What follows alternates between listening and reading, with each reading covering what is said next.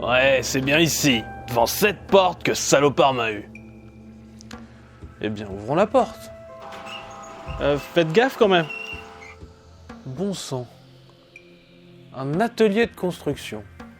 Ouais, on dirait que ce salopard mécanique essayait de se construire des amis à boulon. Mais pas très doué. C'est assez triste. Oui bon, je vais pas chialer sur le type qui a buté l'humanité et qui a voulu me flinguer. Bien sûr, mais un autre point me chiffonne. Pourquoi vouloir recréer de la vie, même mécanique ? Genre, toutes ces actions jusque-là tendaient plutôt à la destruction, pure et simple. Il nous manque un élément. Peut-être parce que c'est un robot ? Il a peut-être des consignes qui l'interprètent mal, ou un truc dans le genre. Oui, sans doute. D'ailleurs, vous avez pas une histoire avec des robots qui comprennent mal des ordres, ou ce genre de choses ? Oh ? Bah, oui, je dois pouvoir trouver ça. Farcir nos amours, nos peines, nos haines, nos querelles. Pas de vacances, pas de dimanche, overbooké. Faut qu'il assure, toujours présent à l'appel. Pourtant il aimerait se faire un peu moins prier. Quand il descend là du ciel, ce sera pas toujours pour se marrer. L'histoire que je vais vous conter aujourd'hui nous provient d'un magazine anthologique d'horreur, Creepy.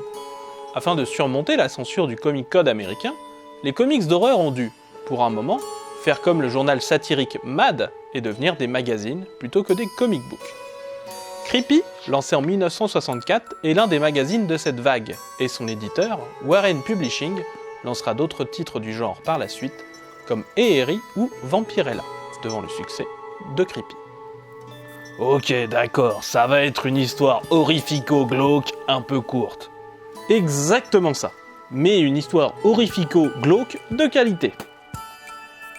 Nous sommes en 1976, et le numéro de décembre de Creepy, le numéro 86, vient de sortir. Beaucoup d'histoires traitent de Noël dans ce numéro, mais intéressons-nous à une histoire en particulier, Mother Knows Best, ou Maman sait le mieux, de Bruce Jones et Al Williamson. L'histoire commence alors qu'un robot, consacré au bien-être des enfants en priorité, lit des histoires à deux enfants. Il s'agit d'une histoire de Noël, avec un sapin tout vert et des enfants en costume de science-fiction. Le robot, nommé Mother, donc maman, répond que bien sûr le Père Noël passera ce soir, et maman répond qu'elle viendra les réveiller, comme l'année dernière, pour voir le vieux barbu quand celui-ci passera. La petite fille explique qu'elle aimerait bien avoir la clé pour passer derrière la porte bleue, et que c'est ce qu'elle a demandé au Père Noël. Je suis largué, je comprends que dalle. C'est le principe, mon grand. Te mettre dans un contexte non familier et petit à petit t'expliquer ce monde. L'inconfort aide à la peur et à la malaisance. Ce que nous voyons ensuite, c'est que le tout se passe dans un vaisseau spatial. Et alors que le robot souhaite une bonne nuit aux enfants, on le voit marcher dans les couloirs du vaisseau, en se réjouissant que la salle des machines fonctionne encore depuis ces 8 Noëls passés. Car il faut que les enfants aient accès à Noël. Maman met en place un enregistrement faisant croire à l'arrivée d'un traîneau sur le toit. Les enfants se réveillent et retournent près du sapin, où l'on retrouve le robot nommé Maman et le Père Noël, qui semble être un vrai humain.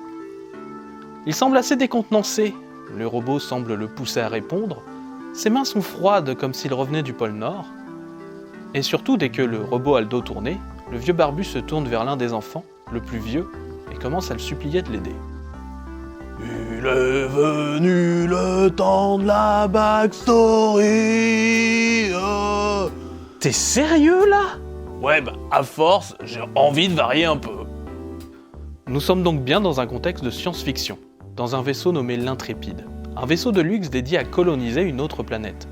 Notre Père Noël était un réparateur sur ce vaisseau, qui a réussi à survivre à l'insurrection des robots du vaisseau spatial, qui se sont mis à massacrer tous les humains. Pendant des semaines, robots et humains se sont livrés une guerre infernale. Au bout de 3 semaines complètes, le réparateur a réussi à se frayer un chemin jusqu'à l'ordinateur central gérant l'intelligence robotique et à le détruire. Tous les robots semblaient donc désactivés, quand soudain le robot que nous connaissons comme étant Maman se saisit du bonhomme, mais plutôt que de le tuer, l'a plongé en cryogénie, en animation suspendue. Et tous les ans, à Noël, l'homme est réveillé quelques heures pour jouer le rôle du vieux barbu sous la surveillance du robot. D'ailleurs, la porte bleue toujours fermée est la morgue où sont tous les corps. Et le vieux barbu explique à l'enfant qu'il faut qu'il puisse récupérer le pistolet caché dans le siège du capitaine pour pouvoir s'extraire de l'emprise du robot. Robot qui d'ailleurs demande au Père Noël ce qu'il a bien pu dire. Rien du tout, je souhaitais juste un joyeux Noël au petit gars. Ça sent le sapin. Je parie que t'as attendu toute la saison avant de pouvoir la faire, cette blague. En raccompagnant le Père Noël, le robot lui annonce que son action était assez folle et qu'il s'agissait sans doute de la dernière fois qu'il le réveillerait. Après tout, il est temps que les enfants cessent de croire au Père Noël. Mais juste à ce moment, le jeune garçon arrive, armé du pistolet, jusqu'ici caché. Et contre l'affection qu'il a pour le robot qu'il appelle maman, tire sur la mécanique pour sauver un humain. L'adulte n'a qu'une seule idée, relancer le vaisseau pour partir sur la Terre. Entraînant les enfants avec lui, il court jusqu'à la cabine de pilotage et découvre avec horreur la vérité. Le vaisseau n'est plus utilisable, il est hors d'état, craché sur une planète inconnue et sans doute inhabitable. Et sur cette constatation nous est rappelé les directives du robot. De protéger, contre toute adversité et quel que soit le prix, les enfants. Et si le danger est de se rendre compte qu'on est prisonnier d'une épave pour toujours, il vaut sans doute mieux ne plus avoir d'adultes, ce qui évitera aux enfants beaucoup d'anxiété. Et fin, un comics que je trouve très bon, surtout en aussi peu de pages.